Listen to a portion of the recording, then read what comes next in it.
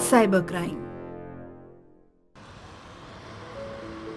राहुल एक मध्य वर्गीय परिवार से है। वो अपने माँ, पिताजी और बीवी बच्चों के साथ रहता है। वो एक निजी कंपनी में अकाउंटेंट है। एक दिन राहुल अपने घर पे अखबार पढ़ रहा था, तभी उसका मोबाइल बजता है। हेलो। सर, मैं एसडीआई बैंक से सीमा बात कर रही हूँ। हाँ जी, बताइए। सर, आपका डेबिट कार्ड एक्सपायर होने वाला है, तो उसे रिन्यू करने के लिए मुझे आपसे कुछ जानकारी चाहिए। बताइए। सर, अपने डेबिट कार्ड के 16 अंक बताइए। राहुल अपना डेबिट कार्ड निकालता है और 16 अंक बता देता है। सर, अभी आपके मोबाइल पे एक 6 अंकों का ओटीपी आया होगा। राहुल उसे 6 अंकों का ओटीपी बता देता है। सर, आपका कार्ड रिन्यू हो गया है। एसएमएस द्वारा आपको कंफर्म किया जाएगा। आपका दिन मंगलमय हो। धन्यवाद। थोड़ी देर बाद राहुल को मैसेज आता है कि आपकी बैंक अकाउंट से 20,000 रुपए डेबिट हुए हैं। राहुल एकदम से परेशान हो जाता है। वो तुरंत अपने बैंक फोन करता है, मगर कुछ हल नहीं निकलता। तभी राहुल अपने दोस्त राज को फोन करता है, जो कि साइबर क्राइम ब्रांच में नौकरी करता है, और राम टी स्टॉल में मिलने के लिए बुलाता है। राहुल राम टी स्टॉल पे इधर से उधर परेशान घूम रहा होता है। तभी राज वहां पहुंच जाता है। राहुल, क्या हो गया? इतना परेशान क्यों लग रहे हो? मैंने अपना डेबिट कार्ड कहीं भी यूज नहीं किया, मगर मेरे अकाउंट से 20,000 रुपए निकल गए। बस एक फोन आया था बैंक से कार्ड रिन्यू के लिए। फोन आया था। मुझे पूरी बात बताओ। राहुल राज को पूरी घटना बताता है।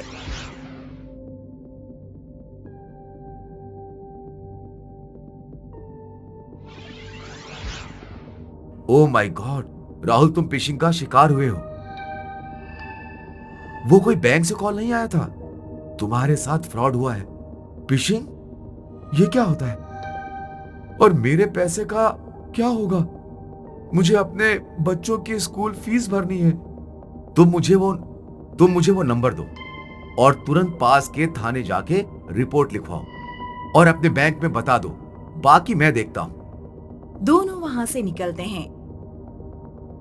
राहुल पास के एक थाने में रिपोर्ट लिखवाता है। दूसरी तरफ राज अपने ऑफिस जाता है और पूरा केस अपनी टीम के साथ डिस्कस करता है। राज उस नंबर को सर्विलेंस पे ट्रैकिंग पे लगा देता है। थोड़ी देर बाद नंबर झारखंड के किसी गांव में ट्रैक होता है। सर, नंबर ट्रैक हो गया है। लोकेशन सेम है। पहले जो केस ऐसे आए थे, लोकेशन यही ट्रैक हुई थी। Good job. लगता है वहां कोई बहुत बड़ा स्कैम चल रहा है। राहुल तुरंत झारखंड के लिए निकलता है।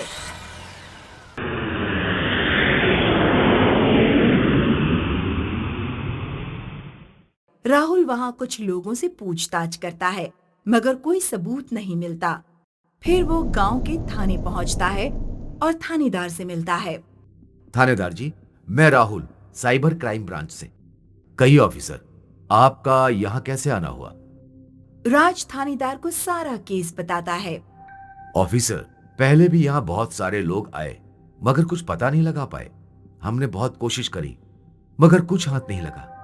आपको पिछले 1 साल में यहाँ कोई बदलाव लगा? कुछ अजीब जो पहले नहीं हुआ हो? कुछ भी? ऐसा तो कुछ खास नहीं, मगर क्या मगर? पहले यहाँ कुछ लोग जो कच्चे मकान में रहते थे, उन्होंने अचानक बड़े बड़े पक्के घर बना लिए, गाड़ियां ले ली, और बस यही लोग हो सकते हैं, क्योंकि मामला पैसे का है।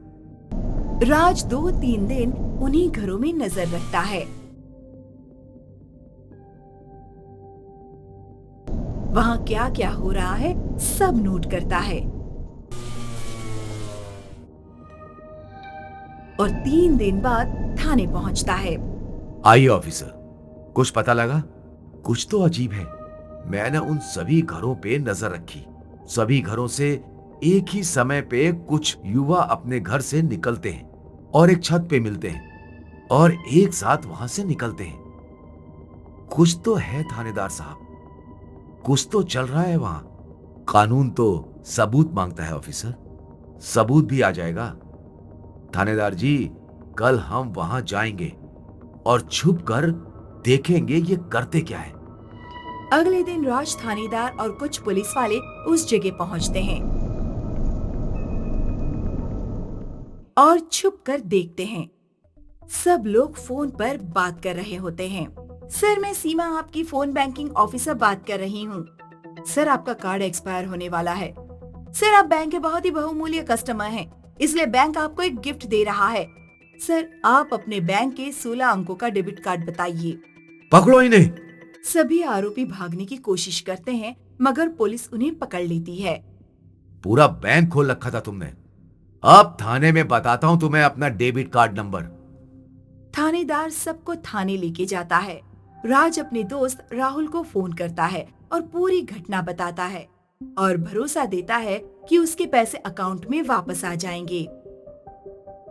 हमें कभी अपनी कॉन्फिडेंशियल चीज किसी के साथ शेयर नहीं करनी चाहिए। बैंक कभी भी आपसे आपका पासवर्ड या ओटीपी नहीं पूछता है। भूतनी का बदला। अमोलगढ़ एक बहुत ही हंसता खेलता गांव था, जहां हमेशा खुशियां ही छाई रहती थीं। लेकिन फिर कुछ ऐसा हुआ कि यहाँ मौत का तांडव शुरू हुआ। गांव की सीमा पर एक आदमी की लाश मिली थी। हाय मेरे पति, हाय! अब मैं किसके भरोसे जीऊंगी? मेरी तो जिंदगी ही बर्बाद हो गई। हाय! गांव वाले इस झटके से उभरे ही थे कि अगले दिन दूध वाली की भी लाश गांव की सीमा पर मिली। हाय मेरी बेटी, भरी जवानी में इसे ये क्या हो गया? इसकी किससे दुश्मनी थी? कितनी बेरहमी से इसे मारा है।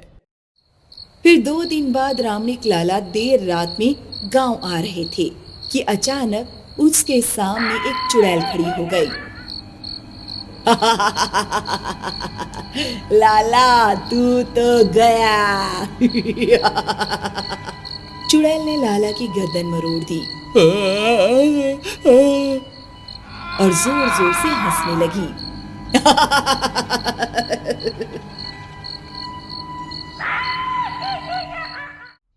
और फिर हर दिन गांव वालों को किसी न किसी की अर्थी उठानी पड़ती थी।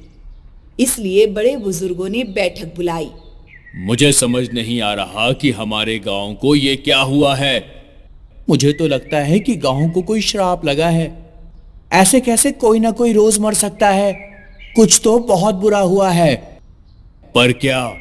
इसके बारे में सिर्फ पहाड़ी वाले अघोरी बता सकते हैं। हमें उन्हें यहाँ बुलाना ही होगा। अब और कोई रास्ता भी नहीं है। गांव वालों को बचने के लिए उन्हें बुलाना ही होगा। सरपंच के कहने पर पहाड़ी वाले अघोरी को गांव में बुलाया गया। महाराज, आप तो जानते हैं कि आजकल गांव में क्या अनर्थ हो रहा है। रोज रोज गांव वालों की अर्थी देखी नहीं जा रही। अगर ऐसा ही चलता रहा तो एक दिन ये पूरा गांव शमशान बन जाएगा। अब आप ही हमारी मदद कीजिए। ये एक भूतनी है। भूतनी? हाँ, लेकिन ये तुम गांव वालों को अपना शिकार क्यों बना रही है, ये तो बस वही बता सकती है। तुम मेरी पूजा की तैयारी करो। अघोरी के कहने पर पूजा की तैयारी शुरू की गई और अघोरी वाला अपने मंत्र पढ़ने बैठ गया। ओम भ्रीम क्रीम ओम भ्रीम क्रीम ओम भ्रीम क्रीम ओम भ्रीम क्रीम क्रीम क्रीम ओम भ्रीम क्रीम क्रीम क्रीम ओम भ्रीम भ्रीम भ्रीम क्रीम ओम भ्रीम क्रीम ओम भ्रीम क्रीम। सूरज ढला और अघोरी ने मंत्रों के साथ साथ अपनी पूजा आरंभ की और फिर जोर से आंधी चलने लगी। पेड़ की टहनियां हिलने लगीं। पूजा की ज्वाला भड़क गई और अचानक सबके सामने वो चुड़ैल आ गई। मुझे क्यों बुलाया अघोरी? अपने नाश के लिए? मेरा नाश सिर्फ वो महादेव कर सकते हैं, तुझ जैसी भूतनी नहीं। ऐसा बोलते हुए अघोरी ने आग में भस्म डाली और भूतनी चटपटा उठी।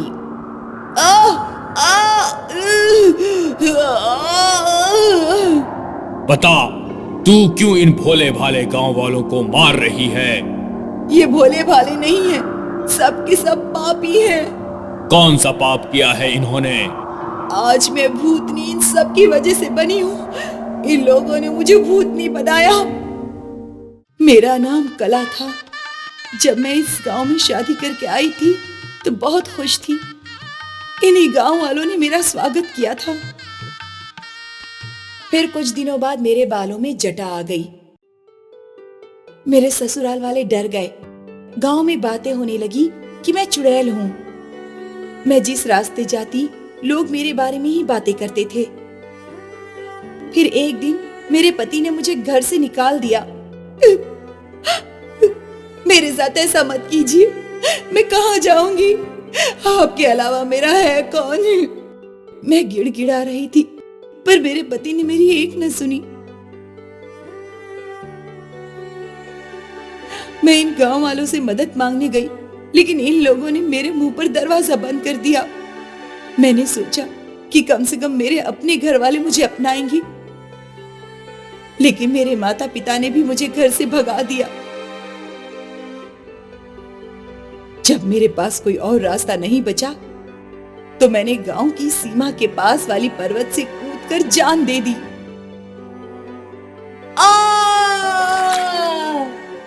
और बस तब से मैं भूतनी बन गई। कला, मैं मानता हूं कि तुम्हारे साथ बहुत नाइंसाफी हुई है, पर जो तुम कर रही हो वो भी इंसाफ नहीं है। मेरी मौत के कारण ये गांव वाले थे, इसलिए मैं इन सबको मार दूंगी। नहीं कला, ये गलत है। जीवन देना या लेना वो सिर्फ ऊपर वाले के हाथ होता है। अगर तुमने इनमें से किसी की भी जान ली तो तुम भी पाप ही करोगी। फिर क्या फर्क रह गया इन गांव वालों में और तुम में? अघोरी की ये बात भूतनी सोचने लगी। लेकिन मैं क्या कर सकती हूँ? तुम्हारे साथ जो हुआ वो तो मैं बदल नहीं सकता, लेकिन कला, मैं तुम्हें मुक्ति जरूर दिलवा सकता हूँ। ठीक है, मेरा इस दुनिया से आजाद हो जाना ही सही होगा। अघोरी ने कला को मुक्ति दिलवाने की पूजा आरंभ कर दी।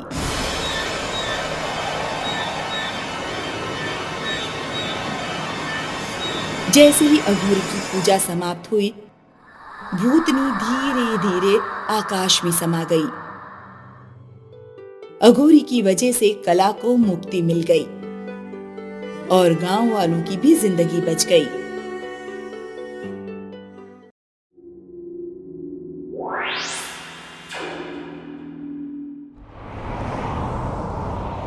विष्णु ने बायोटेक्नोलॉजी में पीएचडी करने के बाद रमा राव को ज्वाइन किया। रमा राव एक फेमस साइंटिस्ट थे। विष्णु, ये रिसर्च दुनिया में तहलका मचा देगी। जी सर, और मैं लकी हूं जो मैं आपके इस रिसर्च का पार्ट बन सका। विष्णु और रमा राव दोनों किसी वायरस की खोज कर रहे थे। लगभग 8 साल की कड़ी मेहनत के बाद We did it, Vishnu, we did it। हाँ सर, हमने इस वायरस की खोज कर ली है। अब हमारी रिसर्च कंप्लीट हो जाएगी। नहीं विष्णु, सिर्फ वायरस की खोज से नहीं, बल्कि हमें इसका एंटीडोट भी बनाना होगा। एंटीडोट? ये बहुत ही खतरनाक वायरस है जो महामारी बन सकता है। हम इसे तभी दुनिया के सामने लाएंगे जब हमारे पास इसका एंटीडोट होगा। तब तो हम बहुत ज्यादा फेमस हो जाएंगे, है ना सर? हाँ विष्णु, बहुत फेमस। लेकिन अब इस वायरस का नाम क्या रखेंगे? कोरोना कैसा रहेगा सर? बहुत अच्छे, आज से हम इसे कोरोना वायरस बोलेंगे। विष्णु ये सोचकर खुश था कि अब बहुत कम समय बचा है उसके फेमस बनने में। इस रात विष्णु अपनी गर्लफ्रेंड लक्ष्मी से मिला। फाइनली हमने वो कोरोना वायरस बना ही लिया। तुम पहले ऐसे इंसान होगी जो बीमारी का इलाज करके खुश हो रहे हो। लोग यहाँ बीमारियों से भाग रहे हैं और एक तुम हो हम इसका एंटीडोट भी तो बना रहे हैं, मतलब बीमारी और इलाज दोनों एक साथ। पर इससे फायदा क्या होगा? इससे मैं और सर दोनों फेमस हो जाएंगे और तुम एक फेमस साइंटिस्ट की वाइफ बन जाओगी। अच्छा, लेकिन मुझे तो बुद्धू विष्णु की वाइफ बनना है। मैं बुद्धू? अच्छा रुको, तुम्हें बताता हूँ मैं, रुको। फिर अगले 6 महीने विष्णु और रामाराव ने एंटीडोट बनाने में लगा दिए। सर शायद मैंने एंटीडोट बना लिया है, आप एक बार टेस्ट कर लीजिए। Yes yes. रामाराव ने वो एंटीडोट वायरस पे डाला और वायरस मर गया। Oh my goodness, Vishnu you are great, finally antidote बन गया। You are too good, awesome Vishnu, awesome. Sir अब हम फेमस बन जाएंगे, है ना? फेमस नहीं बल्कि बहुत अमीर भी। अमीर कैसे? तुम्हें क्या लगा कि मैं ये वायरस और एंटीडोट सिर्फ फेमस बनने के लिए बना रहा था? मुझे पैसे चाहिए, बहुत सारे पैसे। और यू नो विष्णु, एक बार ये वायरस फैल जाएगा तो इसके एंटीडोट के लिए हमें बहुत सारे पैसे मिलेंगे। पर इससे लोगों का बहुत नुकसान होगा सर। पर हमारा बेनिफिट होगा। वैसे भी हमें अपना सोचना चाहिए। And now you continue with this antidote. हमें ये बहुत ज्यादा क्वांटिटी में लगेगा। विष्णु रामाराव के ऑर्डर फॉलो करने लगा, लेकिन उसे कुछ अच्छा नहीं लग रहा था। ये तो गलत है, लोग फिजूल में ही मारे जाएंगे। सर पैसों के लिए कितने लोगों की जान का नुकसान कर देंगे। उस रात विष्णु अपनी गर्लफ्रेंड लक्ष्मी को मिला और उससे सारी बात बता दी। पर ये तो गलत है ना? हाँ, मैं सर को समझाने की कोशिश कर रहा हूं, लेकिन वो मेरी सुने तब ना। ये फाइल अपने पास रखो। अगर मुझे कुछ हो गया और ये वायरस फैल गया तो ये फाइल सीधा गवर्नमेंट लेबोरेटरी के हेड को दे देना, वो सब कुछ समझ जाएंगे। तुम्हें कुछ नहीं होगा, फिक्र मत करो। अगले दिन विष्णु वापस लैब गया और उसने रामाराव को समझाने की कोशिश की, पर रामाराव की नजरों में लालच भरा था। रामाराव ने विष्णु को गोली मार दी और फिर वो वायरस रामाराव ने एक आवारा कुत्ते को इंजेक्ट कर दिया।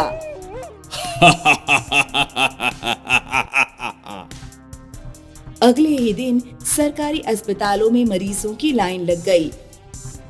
डॉक्टर्स को समझ नहीं आ रहा था कि क्या हो रहा है। फिर रामाराव ने एक प्रेस कॉन्फ्रेंस की और अनाउंस किया, मैंने इस कोरोना वायरस का एंटीडोट बना दिया। अब जल्द ही सभी मरीज ठीक हो जाएंगे। पर प्रेस कॉन्फ्रेंस का वीडियो लक्ष्मी ने देख लिया। उसे समझ आ गया कि रामाराव ने ही वायरस फैलाया है। लक्ष्मी अपने घर गई और उसने विष्णु की फाइल ढूंढी। फिर लक्ष्मी सीधे गवर्नमेंट लेबोरेटरी गई और वहां एक हेड साइंटिस्ट को ये फाइल दे दी। तुम्हें ये फाइल कैसे मिली? सर, मेरे बॉयफ्रेंड विष्णु रामाराव के साथ काम करते थे। रामाराव ने ही ये वायरस बनाया ताकि वो पैसे कमा सके। विष्णु ने इस वायरस का एंटीडोट बनाया था, लेकिन विष्णु को रामाराव की खराब नीयत का पता चल गया था। अब विष्णु कहाँ है? शायद जिंदा ना हो। हेड साइंटिस्ट ने अपने सारे साइंटिस्टों को वो फाइल पढ़कर एंटीडोट बनाने को बोल दिया। सभी लोग एंटीडोट्स बनाने लगे और फिर हेड साइंटिस्ट पुलिस को रामाराव की लेबोरेटरी में ले गया। पुलिस ने रामाराव को अरेस्ट कर लिया और अगले दिन न्यूज़पेपर में हेडलाइन छपी, फरिश्ता निकला शैतान।